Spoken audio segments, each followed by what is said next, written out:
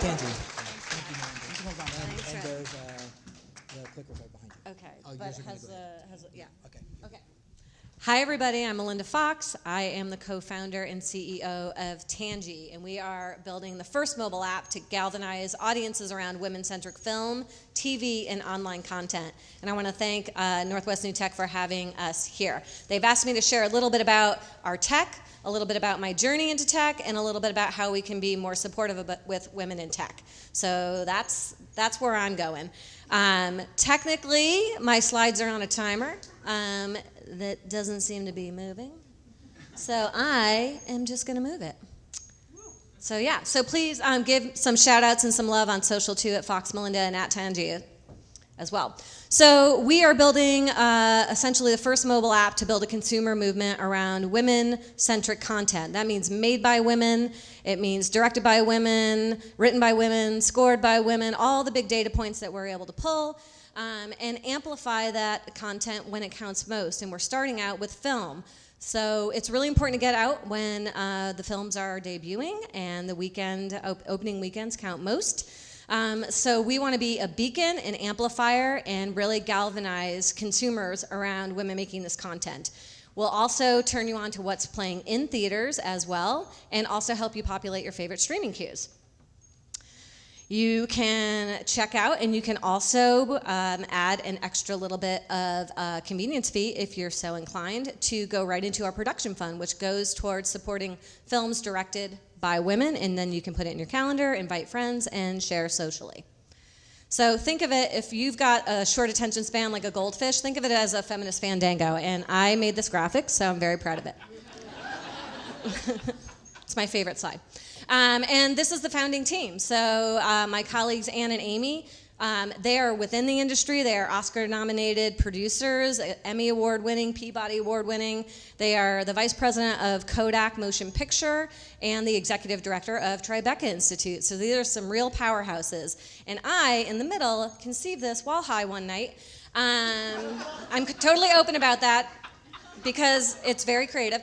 But also, I did not realize as a fan that we have way more power to activate folks on finding this content, watching this content, sharing this content, amplifying this content, and really lifting up the creators and the makers themselves, which is crucial because, as you may know, there's a lot of headlines right now that actually have lots of proof and data points showing that it is not an equal playing field for women making content across all media spectrums. So we're here to change that.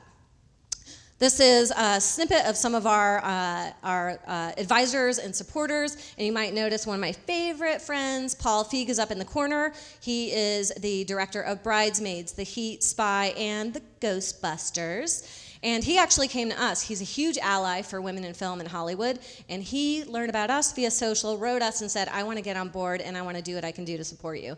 So he's a huge ally. So my journey into tech was not easy, and nor was it instinctive. When I came to Seattle, believe it or not, we didn't even have email. And yet, I worked in a high-rise hotel that would fill up 500 rooms in the course of an hour, and we managed to get it all done every day.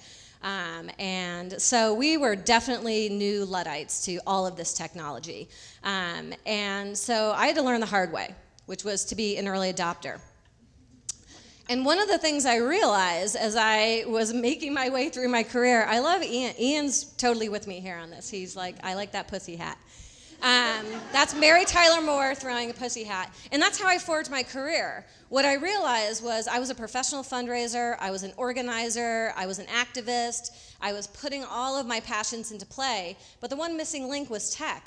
And one of the things that I knew as a woman that I didn't want to do was to actually age myself out or tech myself out of the game. So I decided to be the change that I wanted to see in the tech world. And I went to work for a little startup called change.org. And I was the 21st person there, and I got there before the printer. And here's what was really cool about it. That's where I learned about online feminism, this intersection between feminism, activism, and tech. And these were all young women that were organizing themselves in secret squirrel spaces on the web and actually driving meaningful campaigns, meaningful change, etc. And they rocked my world. And that's where I learned that, wow, tech has the potential to really rock our worlds and put us on scale and in parity, and probably within our lifetime, and probably faster than any other potential field out there. So it rocked my world. As far as how it relates to what I do in my tech, I mean, look at this. 51% of all movie tickets are bought by women. We determine 84% of all of the media content that we consume, and we're going to control 2/3 of all the consumer spending in the future. That's pretty huge. $5.6 billion in ticket sales last year alone.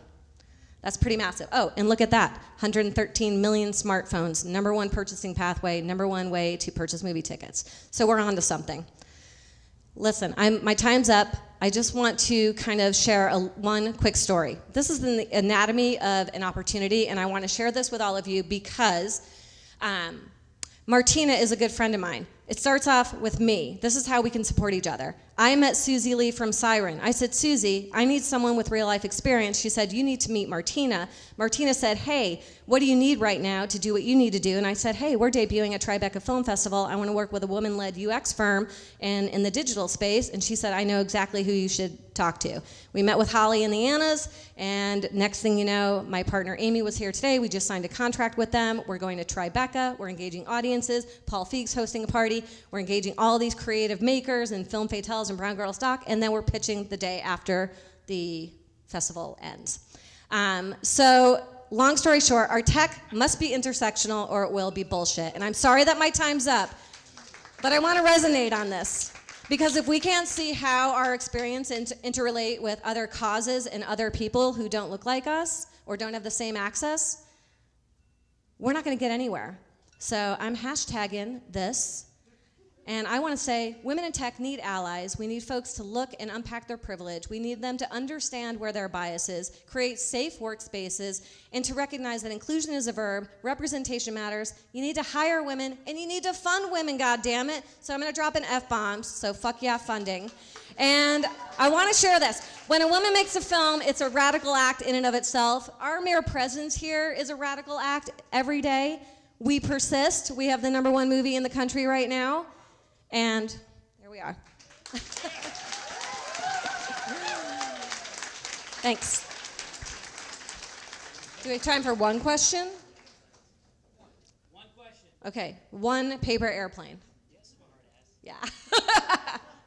Anybody? Question, comment?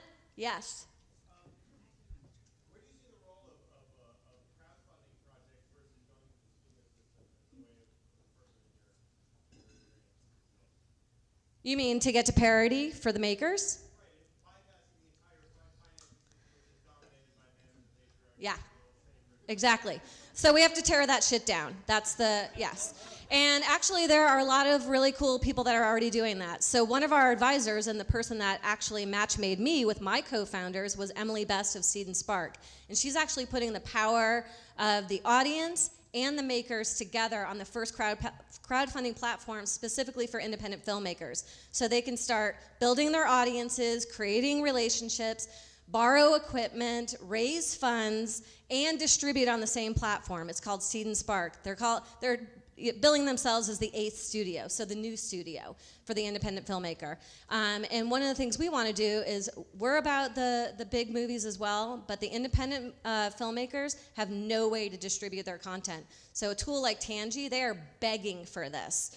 So it's a matter of us to show that as audiences, we want to lift them up, we want to see content where we see more of ourselves, and we want parity.